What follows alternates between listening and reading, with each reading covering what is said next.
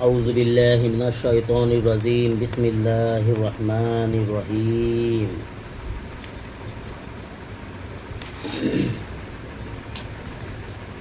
মুসলমানদের মর্যাদা, যারা প্রকৃত মুসলমান হবে, যারা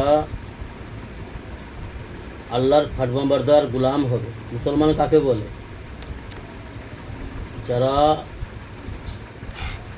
অন্তরের অন্তঃস্থল থেকে আল্লাহ পাকের উপর ঈমান আনয়ন করে এবং আল্লাহর বিধান ইসলামকে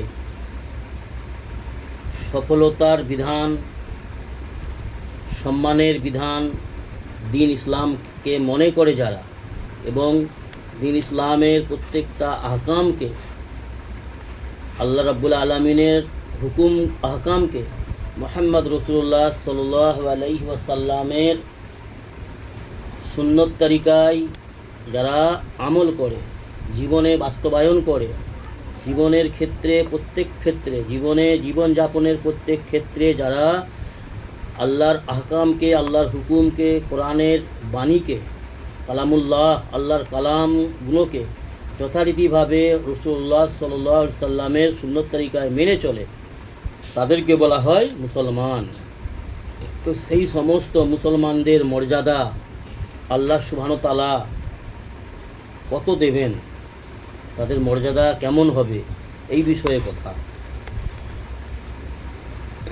ওই মুসলমান নয় যারা নিজেদেরকে মুসলমান দাবি করে, কিন্তু তারা জীবনযাপনের ব্যাপারে আল্লাহ রসুল সাল্লাল্লাহু আলাইহি ওয়াসাল্লামের সুন্নতের তরিকার খিলাফ চলে, যারা নফসের গোলামি করে, যারা বেদাতকে সুন্নত বানিয়ে জীবনযাপন করে,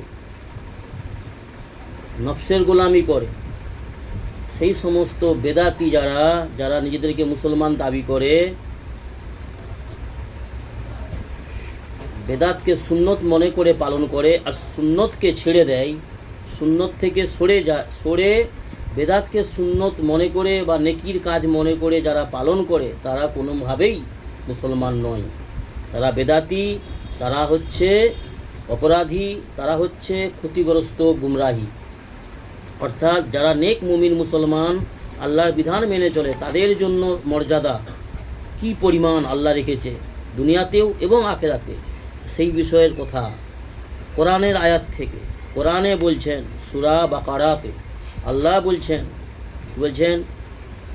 আল্লাহ তাআলা বলেন, নিশ্চয়ই একজন মুমিন গুলাম, আল্লাহ বলছেন সূরা বাকারার মধ্যে, নিশ্চয়ই একজন মুমিন গুলাম, কোনো গুলাম যদি হয়, যদি তার কাছে অর্থ সম্পদ নেই, খুব অভাবগ্রস্ত, অথবা কারু মজদুরি করে, গোলামি করে, কারু বাড়িতে চাকর বাকরগিরি করে, তার কোনো সমাজে সম্মান নেই,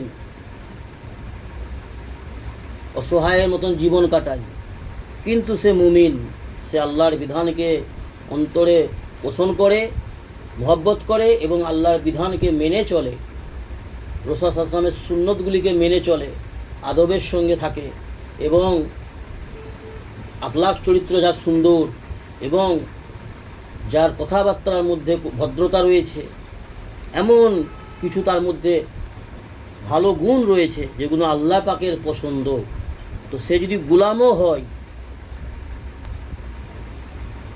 একজন মুশরিক পুরুষ হইতেও অনেক উত্তম। একজন মুশরিক পুরুষ, শিরককারী পুরুষ, যারা কুফরি করে, শিরক করে, আর সে আজাদ, মানে কারো পরোয়া করে না। ইসলামে আজাদি নেই, ইসলামে পাবন্দি আছে, ইসলামে আজাদির কোনো গল্প নেই, ইসলামে পাবন্দি। আমরা যখন কলেমায়ে শাহাদত পড়ে নিই, আমরা পাবন্দি হয়ে যাই, মানে একজনের কাছে আমরা আত্মসমর্পণ করলাম, তিনি হলেন সমগ্র সৃষ্টি জগতের প্রতিপালক মহান রব্বুল আলামিন, যিনি আমার আল্লাহ। আমি কলেমায়ে শাহাদত পড়লাম, আল্লাহর কাছে প্রতিজ্ঞাবদ্ধ হলাম, আল্লাহ তোমার ইবাদত বন্দেগী করব তোমার রাসূলুল্লাহ সাল্লাল্লাহু আলাইহি ওয়াসাল্লামের সুন্নত তরিকায়, লা ইলাহা ইল্লাল্লাহু মুহাম্মাদুর রাসূলুল্লাহ, এই কালেমাটা পড়ার পরে কেউ আর আজাদ থাকে না, সে পাবন হয়ে যায়, সে গোলাম হয়ে যায়। আল্লাহর গোলামি করতে হবে, সেটা মুখে বলা আর কাজে বাস্তবায়ন করে দেখাতে হবে। মুখে স্বীকার করতে হয় কালেমায়ে শাহাদত পড়ে, আর কাজে সেটা বাস্তবায়ন করতে হবে মুহাম্মাদুর রাসূলুল্লাহ সাল্লাল্লাহু আলাইহি ওয়াসাল্লামের সুন্নত তরিকায়।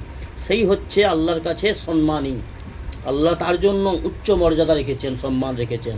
অর্থাৎ একজন মুশরিক পুরুষ হইতে অনেক উত্তম যিনি মুমিন গোলাম। যদিও মুশরিকের পুরুষ, যদিও ওই মুশরিক যে ব্যক্তি পুরুষ তোমাদের নিকট কতই না ভালো মনে হয়, যদি কোনো মুশরিক নাফরমান যে শিরক করে আল্লাহর সঙ্গে, জি আল্লাহর ইবাদত বান্দেগি করে না বা করে কিন্তু সে শিরক করে, কীরকম? আল্লাহ তো খাওয়াবে, না খাটলে আল্লাহ খাইয়ে দিবে, এরকম কথা আমাদের মুসলমান সমাজে বলে না, লাখো বলে, লাখো মানুষ আছে এরকম বলে, আল্লাহ তো খাওয়াবে বেশ, কিন্তু না খাটলে কি আল্লাহ খাওয়াবে? জি আল্লাহ তো ভালো করবে, কিন্তু না ডাক্তার দেখালে ভালো হবে? জি আমি এই ডাক্তারটা দেখিয়েছিলাম বলে আজ আমি সুস্থ আছি, ওই ডাক্তারটার কাছে আমার স্ত্রীকে নিয়ে গেছিলাম বলে, আমার মেয়েকে নিয়ে গেছিলাম বলে আমার মেয়েটা আজ বেঁচে আছে। তো এই রকম ধরনের যারা কথা বলে তারা হচ্ছে শিরককারী, তারা শিরক করলো আল্লাহর সাথে। এখানে এমন কথা হবে, আলহামদুলিল্লাহ এই ওষুধটা খেয়েছিল, আল্লাহ পাক সুস্থ করে দিয়েছে এই ওষুধটার মাধ্যমে, এরকম বলতে হবে, এটা শিরক হবে না। জি আলহামদুলিল্লাহ আজ দুমুঠা আল্লাহ আমাকে পেট ভরে খাইয়েছে, জি আলহামদুলিল্লাহ আজকে আমার বাড়িতে মাংস রান্না হয়েছিল। নাহলে অনেকে কি বলে, আজ আমার ঘরে হেভি ব্যাপার, পয়সা আছে বলে আমি 2 কেজি মাংস নিয়ে এসেছি, এই নিয়ে এসেছি, ওই নিয়ে এসেছি, কিন্তু তার মুখে আল্লাহর শব্দ নেই, আল্লাহর শুকরিয়া নেই, এবং আল্লাহর দ্বারাই হয়, আল্লাহর ওসিলা, আল্লাহর তৌফিকে আমি পেরেছি, আমার দ্বারাই যেটা হয়েছে সেটা আমার আল্লাহ করিয়েছে আমার দ্বারাই, এরকম কোনো কথা নেই। তো এদিকে বলা হয় মুশরিক। তো ওই রকম পুরুষ যদি তোমার কাছে যতই ভালো মনে হোক, আল্লাহ বলছে, শুনো কোরআনের আয়াতে সূরা বাকারাতে, তোমার কাছে মনে হতে পারে যে ওই পুরুষটা বুদ্ধিমান, অনেক পয়সা সম্পদ করেছে, বিল্ডিং বালাখানা, বুদ্ধিমান, মাস্টার, ডাক্তার, ইঞ্জিনিয়ার, প্রফেসর, হ্যাঁ ওর লোকটার কত বুদ্ধি, কত উচ্চ সম্মান মর্যাদা, নেতা, হ্যাঁ এমএলএ বা প্রধান বা বড় মালদার, বড় অট্টালিকার মালিক, বিশাল ব্যবসা বিজনেস চলছে, বিশাল বড় ফ্যাক্টরি চলছে, তাদেরকে অনেক আজকের সমাজে আমাদের মুসলমানরা তাদেরকে সম্মান করে, বলে বুঝেছিস লোক দেখ কত বুদ্ধিমান লোক, কত ভালো লোক, বলে আমাদের মুসলমান সমাজের লোক।